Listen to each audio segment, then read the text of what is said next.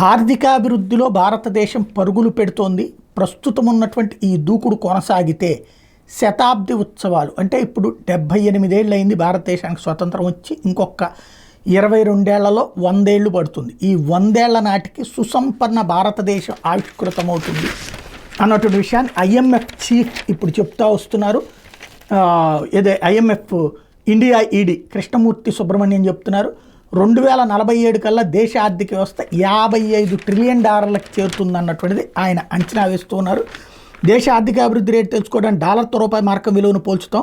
గత 25 ఏళ్లలో ఏం జరిగిందనేది పరిశీలిస్తే అర్థమవుతుంది. ఉదాహరణకు 1990 నుంచి పరిశీలిస్తే డాలర్తో రూపాయి మార్కం విలువ ఏటా 3% నుంచి 3.5% వరకు తగ్గింది.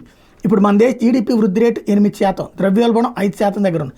ప్రతి 6 సంవత్సరాలకు మన దేశ జీడిపి రెట్టింపు అయితే 2047 నాటికి $55 ట్రిలియన్ వ్యవస్థకు రూపాంతరం చెందుతుంది. ఆ లక్ష్యానికి చేరాలంటే జీడిపి వార్షిక వృద్ధి రేటు 8% ఉండేలా చూడటం చాలా ముఖ్యం. దీనికి అనేక సవాళ్లు కూడా ఎదురవుతుంటాయి. $1 ట్రిలియన్ అంటే 83.71 లక్షల కోట్లకు సమానం. అది $55 ట్రిలియన్ సంబంధించి వెళ్ళేటటువంటి అవకాశం ఉంది అన్నటువంటి విషయాన్ని చెప్పుకొస్తున్నారు.